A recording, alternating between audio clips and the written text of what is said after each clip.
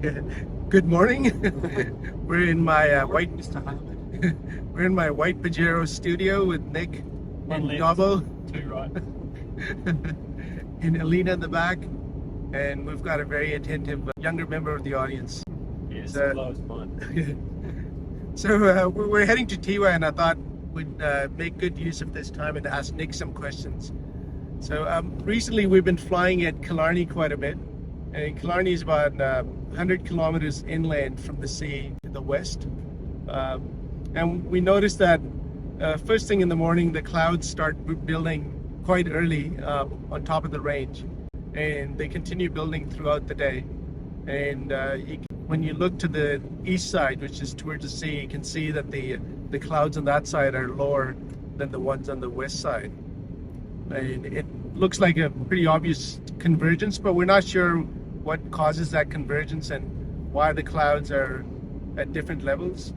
So maybe Nick can explain. So Louis Tapper talked to all these convergence nerds or weather nerds or whatever, and he basically thinks every bit of lift is convergence. And yeah, I guess you could say a thermal is convergence between the air over there and the air over there, and it's going together and then going up. So yeah, you can say every bit of lift is convergence. But yeah, like if you've got a main range, then it's going to draw in valley winds from each side, and you get convergence over the top of the range. A little bit louder, I don't know.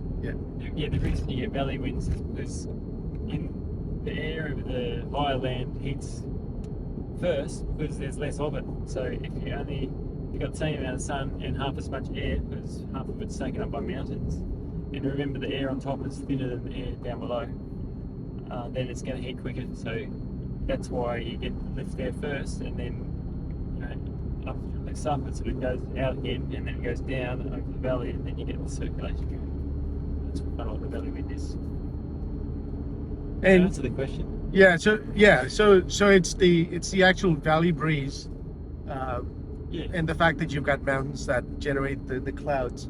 I mean, And like they- just the very first ones, it's not going to be the valley breeze because it takes a little while for it to get started. Yeah. But like that's going to be because you've got the sun shining straight up to the face instead of like on a flat surface where it's on an angle.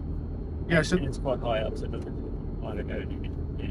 So basically, that's what you see on any mountain, where mountains will start working a Yeah. lot earlier than flatlands. Yeah, there's other effects too. Like for example, you get a surface inversion overnight, especially if there's clear skies. Yeah. Because if there's clouds, it's like a blanket. It doesn't get as cold on the ground.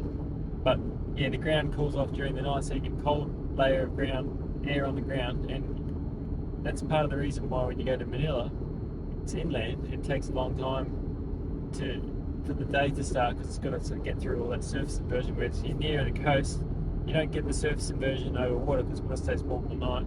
So the air mass nearby is going to be not as like it doesn't get as cold at night over the coast. Yeah. It's because you're not getting the surface inversion isn't as strong. And if you're on a mountain, the cold air is just going to roll off down the hill into the valley. So you don't have that surface inversion to break as well. So it's going to be your very first thermals. Like when you're Mount Barney, like it's already coming up the slope 20 minutes after sunrise. Yeah. Like that. Not that you would Yeah. fly there because it's illegal to fly off Mount Barney. Oh, yeah. When no, you hike up, you can notice that. I've heard that some people do it, but Yeah, it's very irresponsible. Yeah. Okay, so No, I like yeah, I've heard some rumors about you flying there. That's why I was chuckling. But you're in a wheelchair. It's hard to yeah, believe how you would actually get your wheelchair up Mount Barney. yeah, like get your back straight. Yeah, fake news. So why are the clouds lower on one side than the other? Oh, the height of clouds is basically 400 feet for every degree of dew point depression. So if you got, if it's 30 degrees on the ground, and the dew point, which is how cold the air has to get until you get, bubbles on forming on your beer glass or whatever, is 20 degrees, then that means you've got a 10 degree dew point depression, which means that your cloud base is going to be 4,000 feet above that.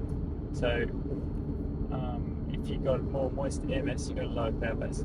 So dew point is another way of saying how moist the air is. Yeah. Yeah, so it's a measure of humidity. Yeah, but if you say relative humidity, that just changes all the way till you get to 100%, which is cloud base. Yeah. So dew point is kind of like it stays the same all the way up to cloud base. Okay. So the reason you have lower clouds on the east side is just because the air mass on the east side is just more moist than the Yeah. than the west. Yeah, so you won't always have that, but it's going to be fairly common that you have a sea breezy kind of air coming in the day before, Yeah. filling up the basin of the east of the range with, moisture air, and then, like, often you sort of get a natural kind of convergence going there anyway. Like, if the wind direction is a little bit south, then it'll be a little bit southwest inland and a little bit southeast on the coastal side. So, yeah. You'll often have like an air mass bandwidth where there's a mountain range. It just makes sense. Like, it's just a little bit of a hurdle to get over. It's not always going to be like that. But And sometimes the air's going to blow straight over anyway. okay, so you don't have to wait for the sea breeze to come in to form a convergence. That would be a different type of convergence. And we've noticed that happens probably that about 3 o'clock, the sea breeze gets there, and then. Remember, anytime you've got air going towards each other and then going up, that's convergence. So every single thermal convergence we want to. Yeah. But yeah, there's lots of different convergences. And so when the sea breeze convergence comes in, it usually kills off all or a lot of the thermic activity. It just what causes that? Oh, you just get colder air coming in, and it's also, the sea breeze is not going to be all the way. You're not going to feel a sea breeze all the way to cloud base, so it's a fairly shallow layer of cold air. So that means you've got a cold layer underneath a warmer layer, which is exactly what an inversion is. So so you're just going to get the layer under there is going to be cold air, and it's made a new inversion as it cuts. Okay. Air's come up here. So the trick in the afternoon would be to get really high and just use cloud set to just and maintaining a 500-foot vertical separation, whatever it is. Yeah, I mean, it's always good to get high, isn't it? But, yeah, so like basically you want to stay on the high side of the convergence, on the drier air mass, because then you're going to be much higher. Yeah. And the moister air mass is going to be the side that's killing everything. It's triggering thermals, but then after it's just going to be a bit dead. So, and often the convergence, like on the ground, the colder air mass, like the sea breeze or whatever, might be quite a bit further than where you're getting the lift, because it might take a while to get up there.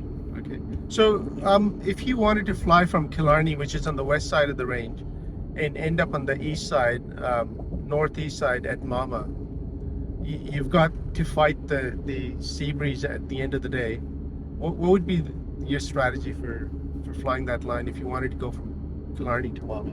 The other way, it seems easier because you start off on the east side and you go to the higher west side. Go early before the sea breeze hits. Go fast, yeah. And early.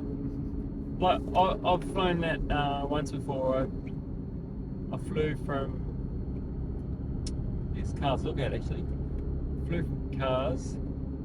I got real low in the Klondike Gorge, but I got to climb out, and then I sort of flew to Killarney, and then I thought I'll go north, and then a few k's north I got like this really wild collapse, like that I've never had like that before. This convergence going on, this weird air masses are mixing, and stuff was going on. Was it worse than the one you had in Cold Air RV? Well, I don't remember that one. Okay. But it literally, the lines of the glider cut through the canopy. Wow. It literally cut it, yeah. Which glider was it? The Enzo 2. Enzo 2, okay. Yeah. So then it wasn't a wedgie that time. Yeah.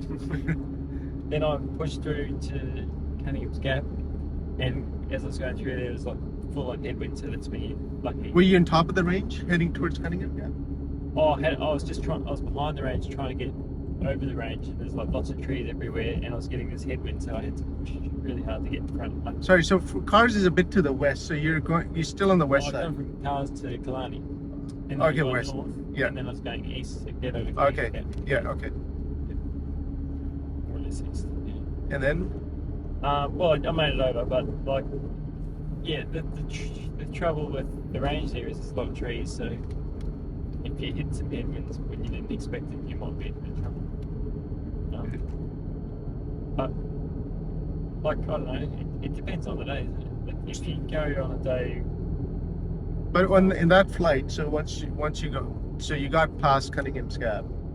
yeah, I landed On the in other side. Tasmania actually. Oh, okay, so you didn't make it to Bali. Not that time though. No, okay. But I've seen your flight the other way. You've gone from Towers or Mount Archer to Killarney, or close to Yeah. Killarney. I saw that flight. Yeah, I flew from Archer to, yeah, more or less the bomb out of Cars Lookout. That was a pretty cool flight. Yeah, it was nice. I was more or less staying, I wasn't coming from behind the range, I never really went west of the range. So can you use, or were you in that day, because it was a pretty long flight, about 160, 170 k's.